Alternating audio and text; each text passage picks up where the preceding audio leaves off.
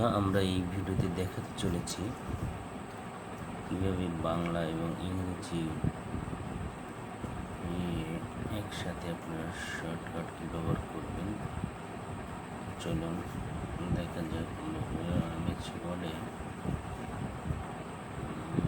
যে সময় আমরা এমএস ওয়ার্ডে কাজ করি তখন দেখা যায় যে অনেক সময় আপনাকে একই সাথে বাংলা এবং ইংরেজি দুটি টাইপ করতে হয়।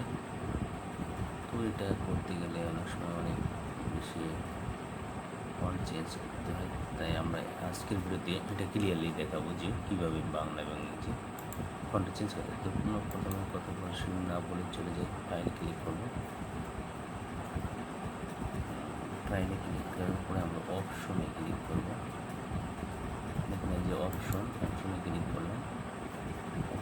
কাস্টমাইজ রিবন আছে, দেখুন এখানে আমরা কাস্টমাইজ রিবন, এই যে কাস্টমাইজ রিবন এটা আমি ক্লিক করবো। এটা ক্লিক করবো, আমরা কাস্টমাইজে ক্লিক করবো। দেখুন এই যে কাস্টমাইজ আছে, এই কাস্টমাইজে ক্লিক করবো। কাস্টমাইজ ক্লিক করার পর আমরা ক্যাটাগরিজ থেকে এখানে দেখুন এই যে ক্যাটাগরিজ আছে, এই ক্যাটাগরিজ থেকে আমরা ফন্ট সিলেক্ট করবো। তো বন্ধুরা আমরা এখানে ফন্ট দেখুন, যদি আপনারা এখানে না পান এখানে ট্যাপ করুন, দেখুন ফন্ট আসবে।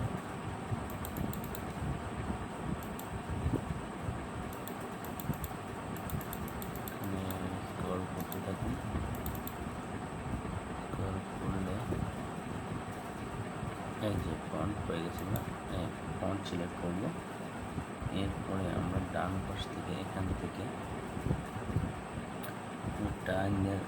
নিউ রোমান আমরা মনে করেন আমরা ইংরেজি যেহেতু বাংলা থাকে তাহলে আপনি ইংরেজি যদি আমরা নিয়ে আসতে চাই তাহলে আমরা time the new Roman font বা যে কোনো আপনি ইংলিশ ফন্ট সিলেক্ট করতে পারেন।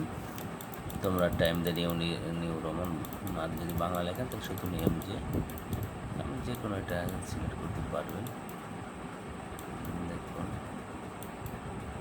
এখানে অনেক ফন্ট আছে, এর থেকে খুঁজে নেবেন।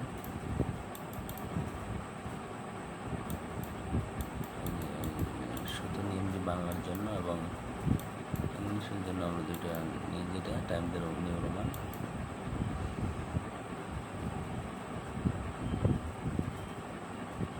অনেক ফন্ট এখানে শো করতে চাই। টাইম দ্য নিউ রোমান দেখুন এখানে আছে, এই যে টাইম দ্য নিউ রোমান আমি সিলেক্ট করলাম। এরপরে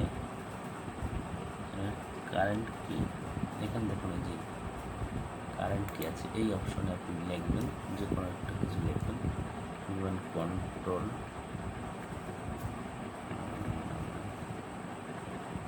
এখানে আপনি যে কোনো নিজেটা বানিয়ে দেখতে পারেন। কন্ট্রোল অল্টার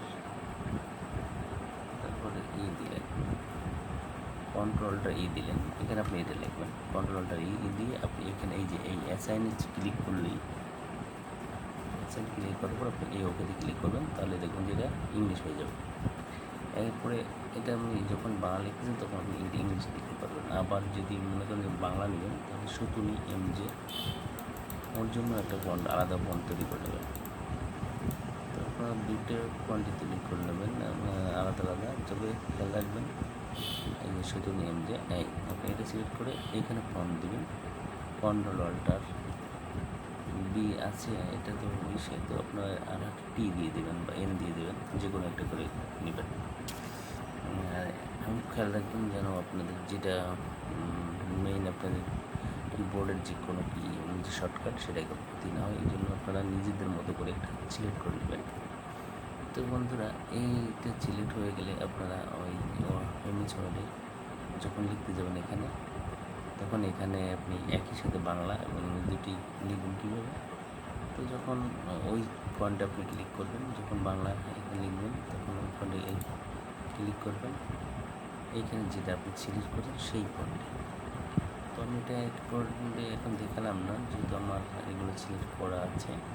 আমি পরবর্তী ভিডিওতে আবার আপনাদেরকে দেখিয়ে দেবো যে এখানে কীভাবে একই সাথে বাংলা এবং ইংরেজি দুইটা টাইপ করবেন।